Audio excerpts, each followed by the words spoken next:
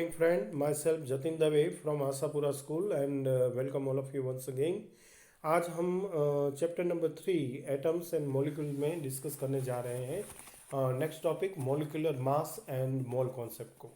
सबसे पहले हम बात करेंगे मॉलिक्यूलर मास के बारे में। In section 3.2.2 we discuss the concept of the atomic mass. This concept can be extended to calculate the molecular masses. Molecular mass of the substance is the sum of the atomic mass of all the atoms in a molecule of the substance. तो molecular mass है ये क्या है? तो molecular mass है ये है sum of the atomic mass of all atoms in a molecule. Molecule के अंदर जितने भी टाइप्स के एटम्स अवेलेबल हैं और उन सारे एटम्स का जो एटॉमिक मास है उन सब का प्लस जो है इसे मोलिकुलर मास कहा जाता है. It is therefore the relative mass of the molecule express in the atomic mass unit. और इसीलिए उससे relative mass of the molecule जो है इसे एक्सप्रेस किया जाता है एटॉमिक मास यूनिट में, जिसे हम यू से सिंबलाइज करते हैं. आपकी स्क्रीन पर एक एग्जांपल है. Calculate the relative molecular mass of water H2O और दूसरा कैलकुलेट करना है molecular mass of the HNO3. सबसे पहले एटॉमिक मास ऑफ हाइड्रोजन है 1 यूनिट, ऑक्सीजन है 16 unit. So the molecular mass of the water which contain 2 atom of the hydrogen and 1 atom of oxygen is 2 multiplied by 1 plus 1 multiplied by 16. 2 ones are 2 plus 16 ones are 16. So 2 plus 16 is equal to 18U. So 18U is the molecular mass of water H2O. दूसरा हमें लेना है molecular mass of the HNO3 is equal to the atomic mass of the hydrogen plus atomic mass of nitrogen plus 3 multiply by atomic mass of oxygen. तो यहाँ पर 1 atom है hydrogen का, 1 atom है नाइट्रोजन का और 3 एटम है oxygen के, जिसके एटॉमिक मास को फाइंड आउट करने के बाद इसे हमें प्लस करना है. तो एटॉमिक मास ऑफ हाइड्रोजन है 1, एटॉमिक मास ऑफ नाइट्रोजन है 14 और 3 एटम्स का total atomic mass of oxygen होगा 16 3 ज़ा 48. कुल मिलाकर 1 + 14 + 48 इज इक्वल टू 63U. तो 63U ये होगा मोलिकुलर मास ऑफ HNO3. मतलब कि यहाँ पर जो हमें एसिड दिया गया था HNO3 नाइट्रिक एसिड, इसका मोलिकुलर मास होगा. ओके, एक और टॉपिक की तरफ आगे बढ़ेंगे. Formula unit mass.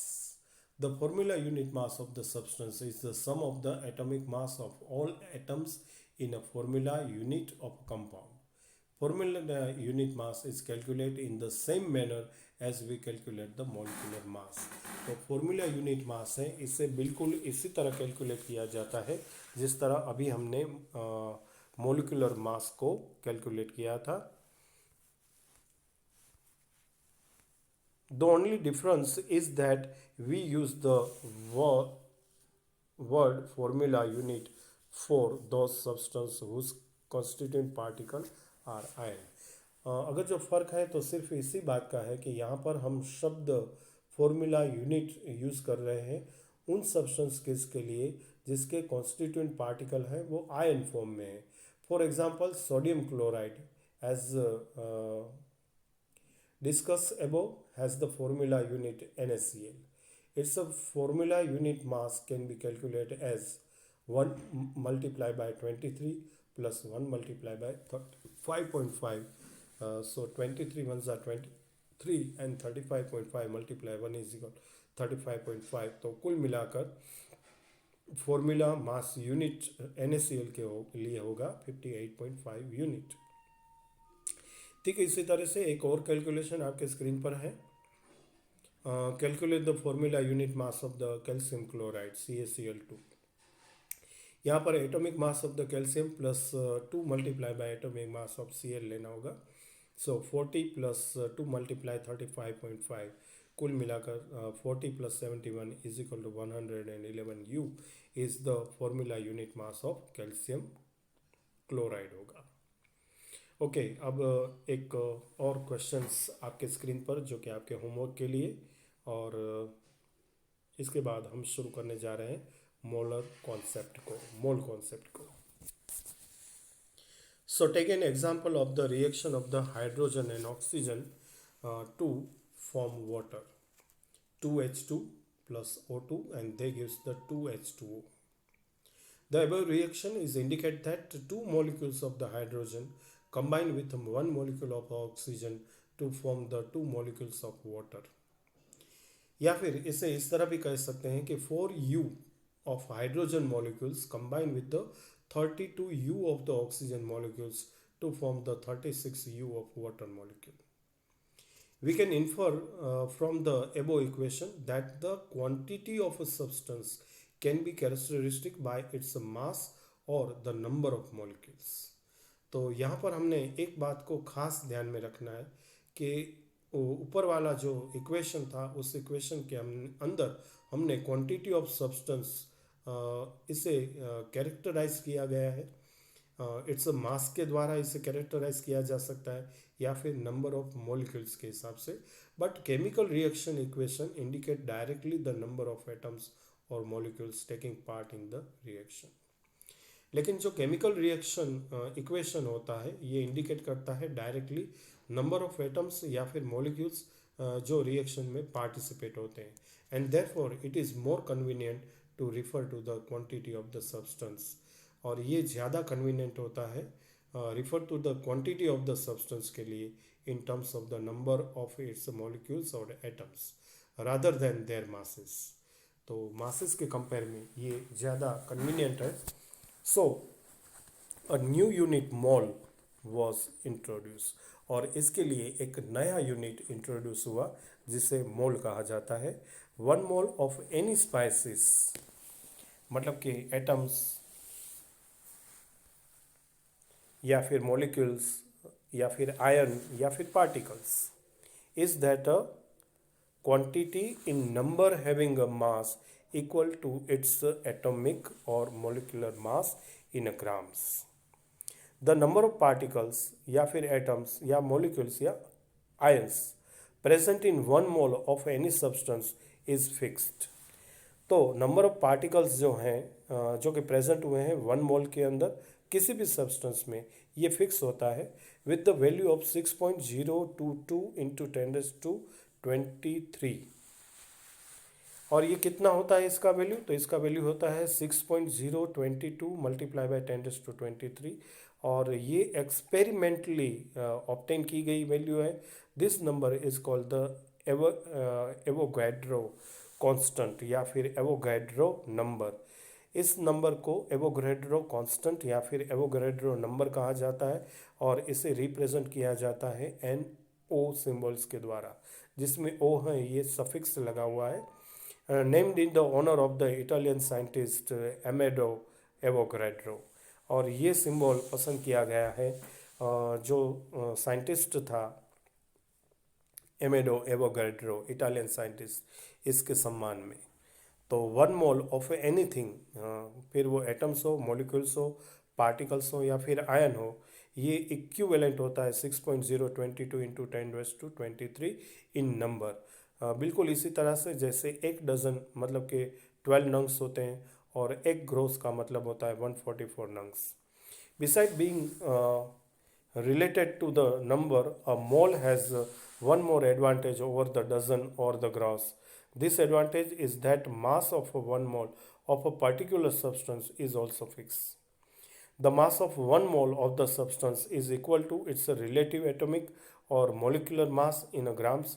The atomic mass of an element gives us the mass of an one atom of that element in atomic mass unit, and to get the mass of the 1 mole of atom of that element, that is molar mass, we have to take the same numerical value but change the unit from U to G. Molar mass of the atoms is also known as the gram atomic mass. For example, atomic mass of the hydrogen is 1 U, so gram atomic mass of the hydrogen is 1 gram. 1U hydrogen has only 1 atom of the hydrogen, and 1 gram hydrogen has the 1 mole atoms, that is 6.022 into 10⁻23 atoms of the hydrogen. Similarly इसी तरह से 16U oxygen has only one atom of oxygen and 16 gram oxygen has a 1 mole of atoms, that is 6.022 multiplied by 10 raised to 23 atoms of oxygen. To find the gram molecular mass or the molar mass of the molecule, we keep the numerical value the same as the molecular mass, but simply change units as above from U to G. For example, as we have the already calculate molecular mass of the water H2O in 18U, from here we understand that 18U water has only one molecule of the water, and 18 gram of water, that means 1 mole of molecules of water, that is 6.022 into 10 raised to 23 molecules of the water. Chemists need the number of atoms and molecules while carrying out the reaction. जब chemist reaction के बारे में जानकारी पाता है तब इससे ज़रूरत पड़ती है नंबर ऑफ एटम्स या फिर मॉलिक्यूल्स की while carrying out reaction, and for this they need to relate the mass in the grams to the number. It is done as follow: 1 mole equal to 6.022 into 10 raised to 23 numbers, which relative mass in grams.